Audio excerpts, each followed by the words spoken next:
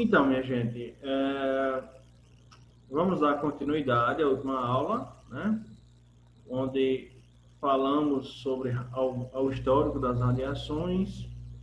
E aqui, nessa aula 2, a gente vai dar continuidade ao que estávamos falando, né? Comentamos sobre o raio-x, como houve o surgimento da radiação chamada X, né? Porque era uma radiação desconhecida e, por esse fato, por ser desconhecida, ele pôs o Röntgen, pôs o seu nome de X, raio-x, por ser algo desconhecido, né? Então, essa imagem aqui da mão é a primeira radiografia realizada da mão da sua esposa, né? A primeira radiografia realizada de uma região anatômica humana. E foi justamente a mão da esposa dele, que ela chamava-se de Ana Berta. Ela passou um tempinho aí recebendo radiação, tá? Um tempão. Ela passou recebendo radiação na sua mão, mas conseguiu, ao final, realizar a imagem, né? Que era o propósito naquele momento. Aula online? Aula online. Então, a gente sabe que a radiação, ela absorve em materiais, certo? Então, ela é absorvida sobre materiais. Mas essa absorção, ela vai depender de que tipo de material é, certo? Porque existem materiais, existe uma coisa chamada densidade.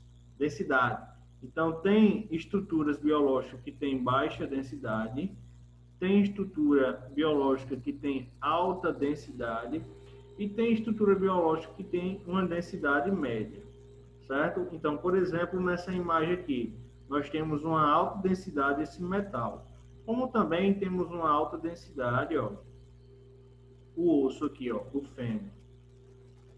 Temos uma baixa densidade, ó, o ar. Ó, o ar aqui tem baixa densidade. Olha aqui, ó, a imagem foi feita aqui entre esses metais e aqui tem ar. Então aqui tem baixa densidade. Já o tecido muscular aqui, ó, misturado com um montão de estrutura que tem aqui na coxa, né? Não só é músculo, tem uma densidade intermediária. Então, alta densidade, baixa densidade, o ar. Gordura, pessoal, também tem baixa densidade, certo? Gordura. Aí, média densidade, músculo, tendão, ligamento, cartilagem, tudo isso aí tem densidade intermediária, beleza? Então, aqui temos mais uma imagem de radiografia, né? Uma imagem radiográfica que foi produzida com raio-x, né? Então, aqui vejam que o raio-x, na realidade, ele foi produzido, né? Ele foi desenvolvido e ele se adequou mais para observar os ossos, né? Então, aqui estão os ossos melhores identificados do que estruturas moles. Apesar de sabermos que aqui tem ar, né? Aqui tem ar, aqui tem osso, que é mais denso, temos osso, que é um pouquinho menos denso, né? Aqui temos músculo, juntamente com gordura mais periférica, né? A gordura mais periférica também é existente na imagem, né? Então, a gente sabemos a partir de agora que existe a radiação, no caso X aí, que é uma radiação artificial, e ela consegue atravessar corpos, né? Então, minha gente, para produzir essa imagem aí, ó, o Röntgen passou 15 minutos aplicando raio-x. 15 minutos aplicando raio-x. Isso quer dizer o quê? Que a mão da Ana Berta, ela absorveu muita radiação. Porque 15 minutos recebendo radiação já é algo muito elevado em relação, por exemplo, a uma radiografia de hoje em dia, que quando a gente realiza uma imagem da mão, pessoal, são apenas milissegundos de exposição aos raios-x. E nesse caso aí foram 15 minutos. E ela também não estava usando proteção, não usava o EPI, né? Como também ele não usava, certo? O Reut não usava EPI. Por que não usava? Porque não conhecia a radiação, né? A gente sabe que a radiação ela não consegue ser vista, né? Com nitidez. E falando ainda em raio-x, a gente pode comentar sobre esse cara aí chamado José Carlos Ferreira Pires. Ele foi o médico que trouxe o primeiro aparelho de raio-x para o Brasil em 1897. Lembrando que o raio-x foi descoberto em 1895. Era um aparelho da marca Siemens já. E para realizar um exame do tórax, era preciso de apenas 30 minutos para fazer esse exame. 30 minutos, o paciente lá paradinho recebendo a radiação. Né? E uma radiografia do crânio, 45 minutos. Agora você me diz, por que o crânio precisava de mais tempo do que o tórax? Quem diz aí no áudio? Quem diz? Vamos lá? Temos 28 aqui, ó. Já dá para alguém dizer aí. Alguém diz? Se o que, professor? Porque era preciso 45 minutos para realizar uma radiografia do crânio e do tórax, menos tempo, no caso 30 minutos. Do crânio eu acho que é porque tem mais área dentro. Show de bola. Crânio é mais duro, ó. Crânio é mais duro, tem mais densidade. Por esse fato, o crânio recebe mais radiação para poder conseguir fazer imagem, né? Então, como durava muito tempo para fazer esses exames aí, pessoal, ó, até 1912 foram utilizados essas ampolas de raio-x, ó, esses tubos, né? Ó, lembra lá do experimento do Röntgen, né?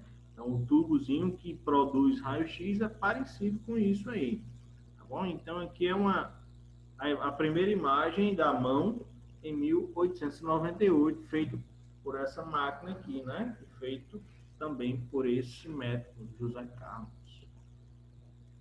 Esse cara morreu com uma lesão nasal, tá, minha gente? Morreu com uma lesão nasal. Naquela época não sabia se ao certo se essas lesões causadas era por causa da radiação. Possivelmente seria impulsionada aí pelas radiações, tá? Porque não existia o uso dos EPIs. Minha gente, vamos aqui. Isso aqui é o espectro eletromagnético, certo? Que danado é isso? É um espectro, galera, onde são mostradas as radiações, né? As radiações eletromagnéticas. Onde nós temos alguns tipos: ondas de rádio, micro-ondas, radiação infravermelho, a luz visível, radiação ultravioleta, radiação do tipo X que conhecemos agora, radiação do tipo gama, né? Então, vamos pôr isso na cabeça, ó. Então, minha gente, essas radiações, elas têm um comprimento de onda, ó. Tem um comprimento de onda, onde nós temos radiações com grande comprimento de onda. Como é que a gente vai medir o comprimento de onda? De uma crista a outra crista. Então, eu tenho um grande comprimento de onda. O quê? Quais radiações? Ondas de rádio, micro-ondas, infravermelho, a luz visível. Quando vai chegando ao final da radiação ultravioleta, esse comprimento de onda ele vai diminuindo até chegar os raios-x aqui, ó. Então, nós temos aqui nos raios-x, ó, um comprimento de onda menor e também podemos falar aí nesse contexto sobre frequência, né? Então, a cada voltazinha dessa aqui, ó, eu cheguei sem mouse aqui. Mas aqui, vamos lá. A frequência da onda, ó. Eu tenho aqui, ó, a frequência é isso aqui, ó. aqui é a frequência. Novamente a frequência. Frequência.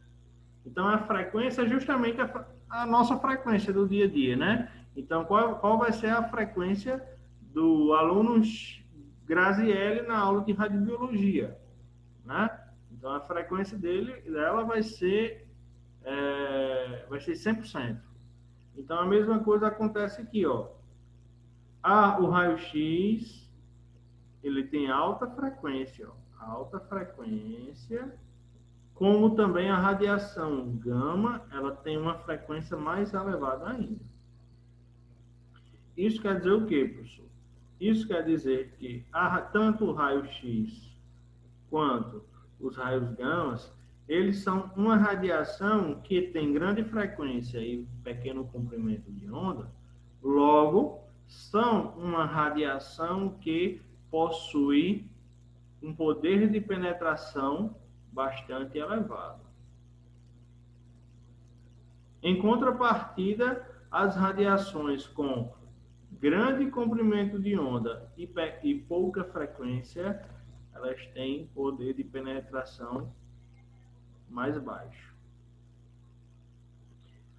Do ultravioleta até ondas de rádio, galera, nós temos radiação não ionizante.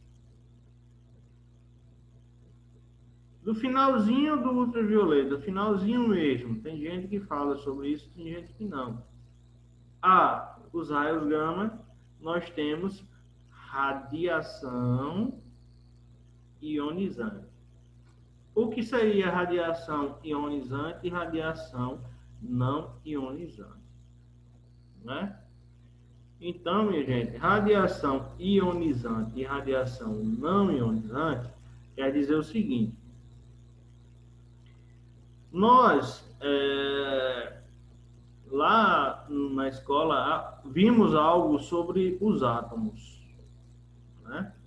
Que os átomos, eles são formados por elétrons e na parte central, que é chamada de núcleo, os prótons e os nêutrons. Isso aqui é bem em resumo, tá, minha gente? Em resumo, falando sobre átomo.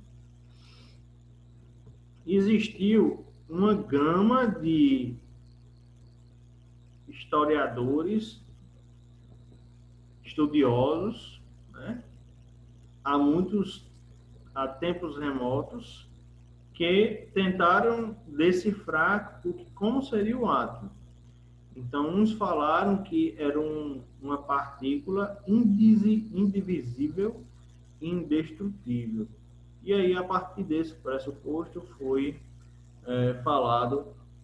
conseguido, na verdade, descrever o que seria um átomo, né? Então, um átomo, pessoal, é uma partícula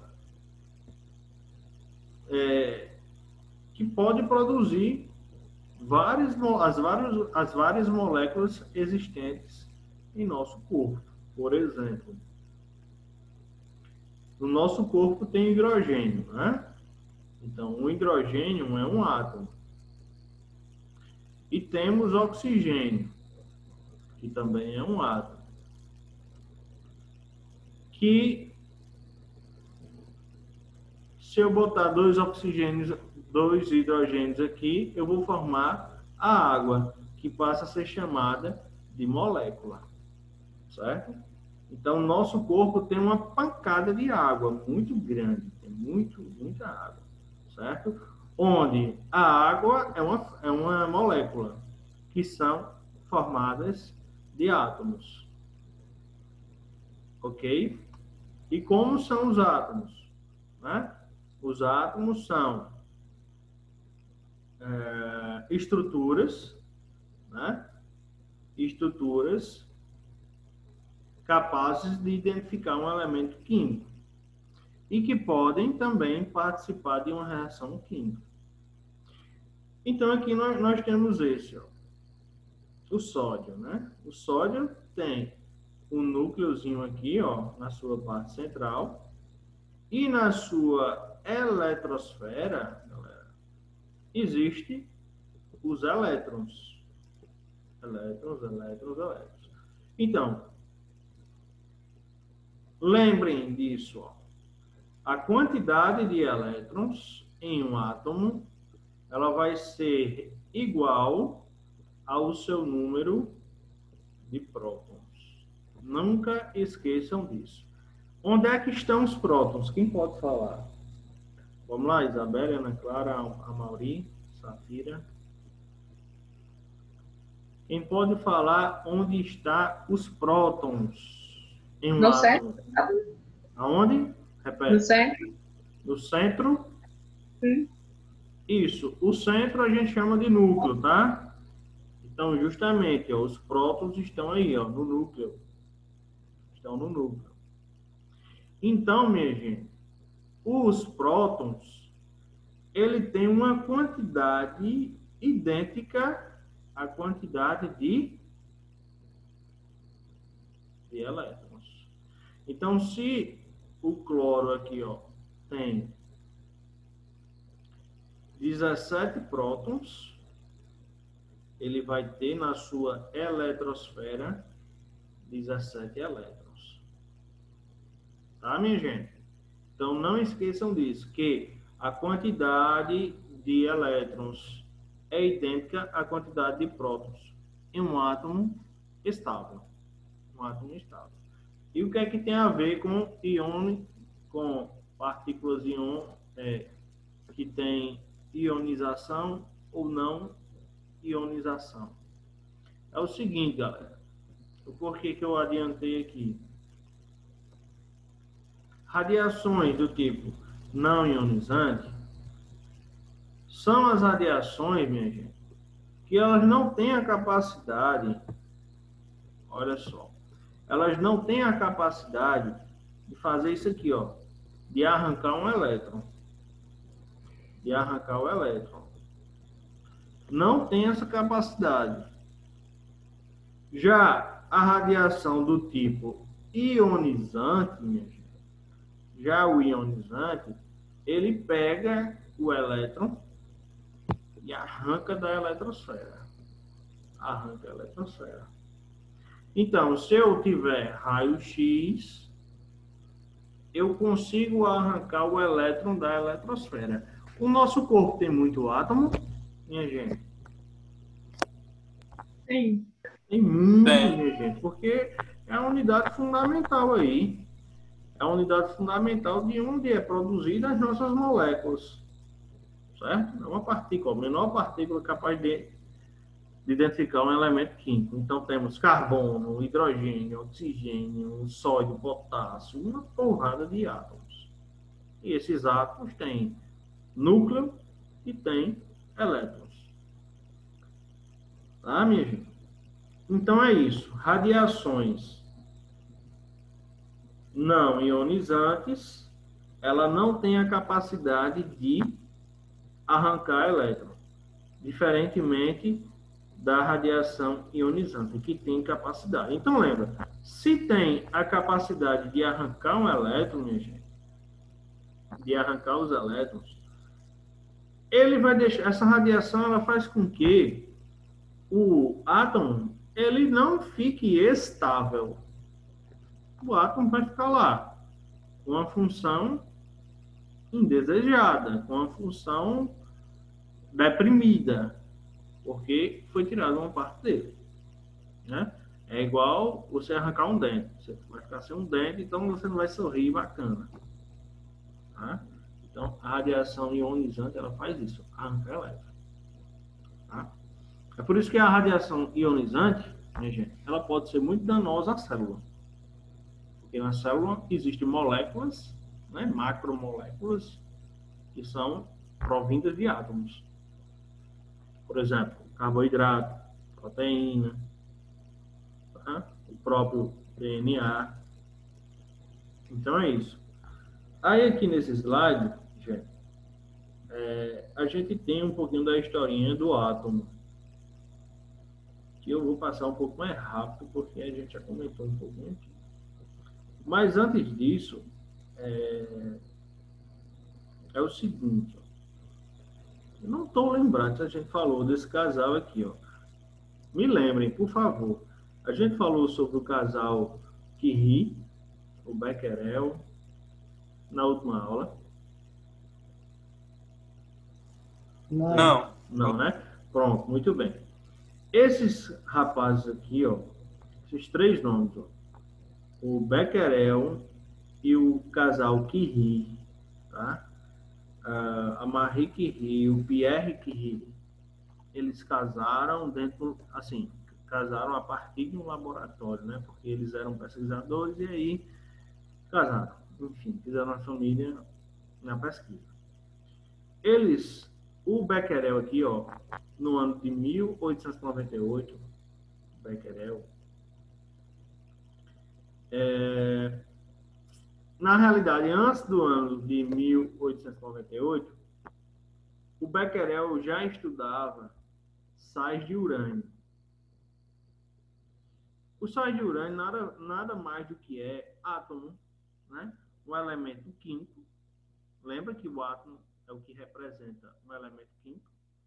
Então, o urânio é um elemento químico natural, mas que emite radiação de forma espontânea. Então, se vocês prestarem atenção, isso é algo diferente, divergente do que estudamos agora há pouco, onde falamos de raio-x. Por quê? Professor, eu não sei se é aqui no meu, mas você está falando muito baixo. Se você puder falar um pouquinho mais alto. E no meu também, perto do microfone do fone. Tá, vou falar mais alto. Então é o seguinte, o Becquerel era um pesquisador que estudava a radioatividade.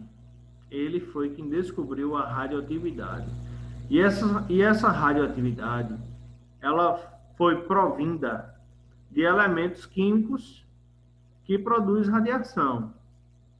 Esses elementos químicos são naturais. Ou seja, o cara estudou minérios, né? Minérios, onde conseguiu extrair desses minérios o urânio, certo? E aí, o casal Curie, a Marie e o Pierre Curie, em 1898, esses dois casais aí, deram continuidade aos estudos descobertos pelo Becquerel. Ok?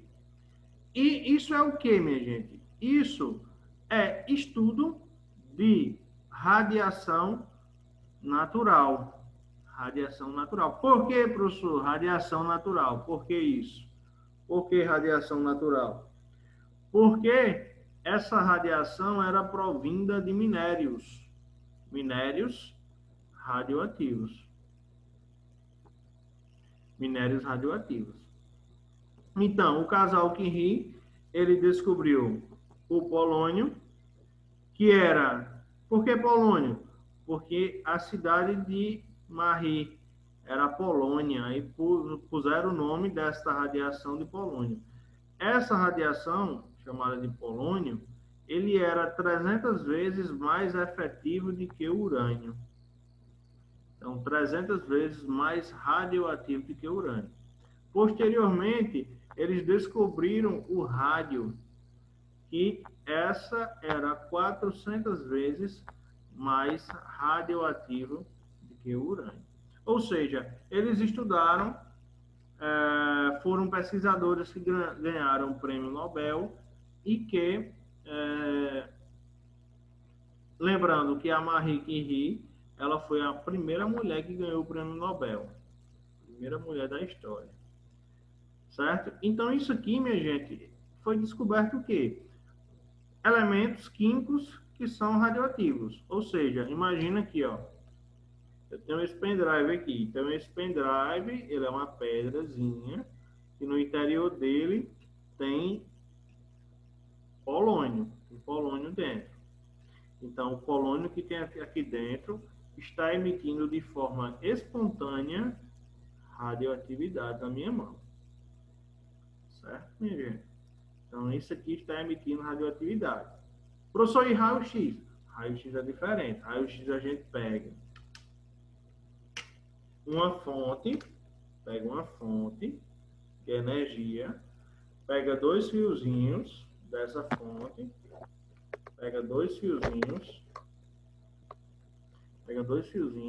começa a bater nesses fiozinhos aqui dentro de um vidro, liga na energia esses fios através dessa fonte, e aí a gente produz a radiação X. Ou seja, é uma radiação artificial que a gente liga na energia para produzir. Já a radiação do pendrive aqui, ó, que é a radiação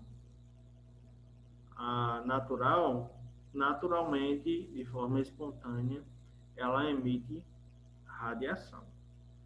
Certo? Radiação X Professor, é uma coisa. tem como você repetir essa parte aí de novo? Eu não entendi.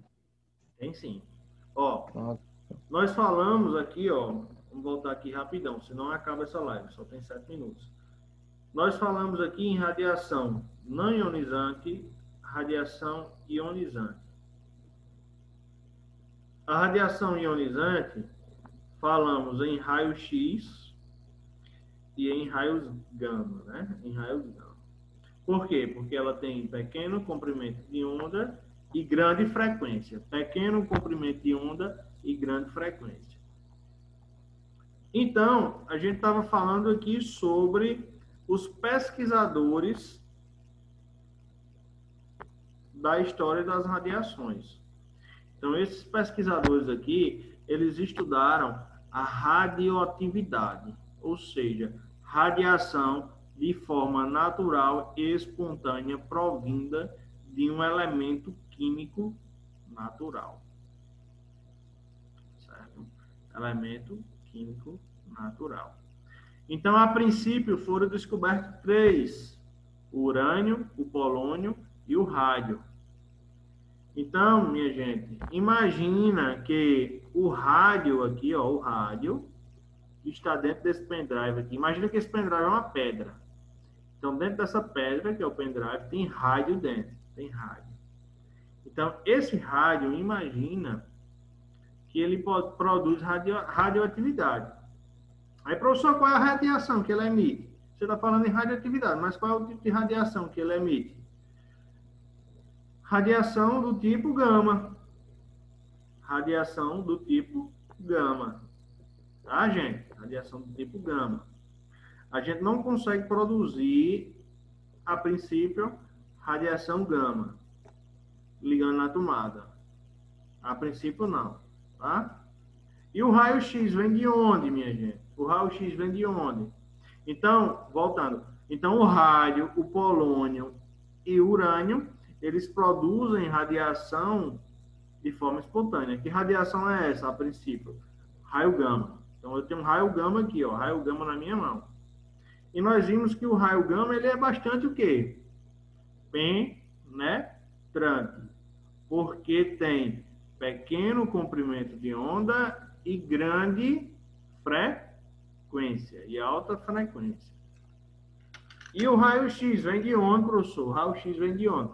O raio-x nós aprendemos na última aula.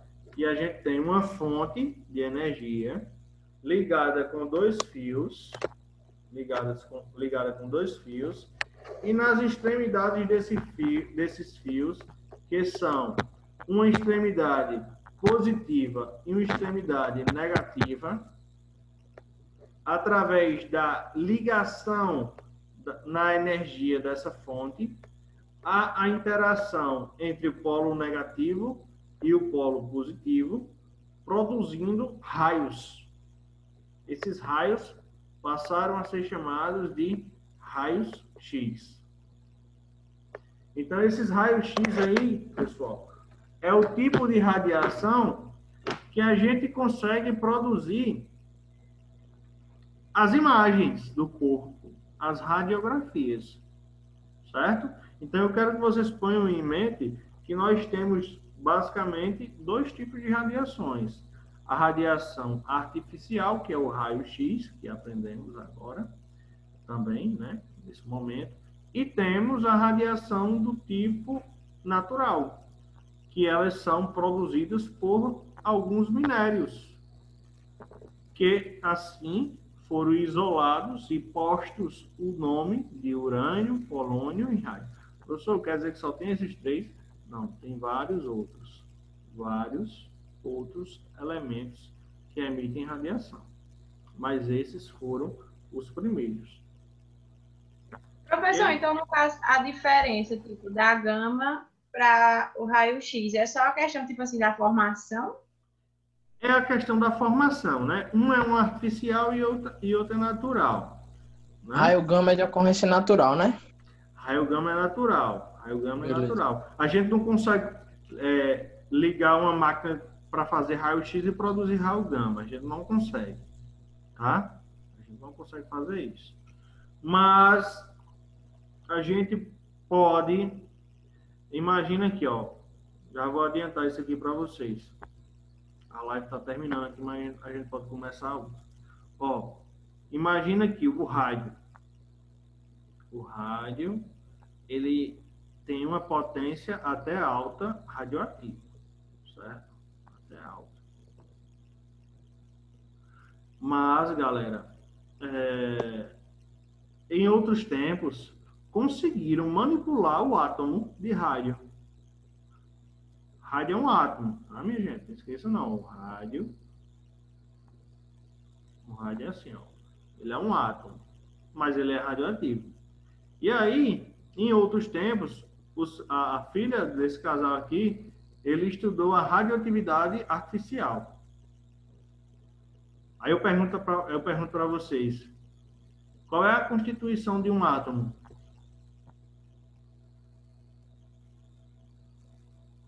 Qual é a constituição do Núcleo átomo? com prótons e nêutrons e a eletrosfera com os elétrons, né? Justamente. Aí, olha só o que houve na radioatividade artificial. Então, imagina que aquele rádio lá, ele emite 400 vezes mais radioatividade, radiação, do que o urânio, né? Aí vai a filha de Ana Berta, que eu não estou lembrado o nome agora, ela pega e muda aqui, ó. Muda a constituição do seu núcleo. Ela tira um montão de prótons daqui. Aí esse átomo, ele está regulado, o átomo, se ela tirou o próton aí dentro, ou nêutron, Não. não está Professor, regulado. só me tira uma dúvida. Como é que ocorre assim? Não sei se eu... Acho que caiu. Oi? Ah, caiu não, ficou silêncio. Diga. Como é que Diga ocorre a retirada de um próton do núcleo? Porque normalmente se tira elétrons da eletrosfera, né? É um trabalho muito grande tirar um próton do núcleo. Mas É isso? existe através de umas máquinas chamadas de reatores nucleares. Certo? Então, a partir disso aí surgiu a radioatividade artificial, onde a gente pode manipular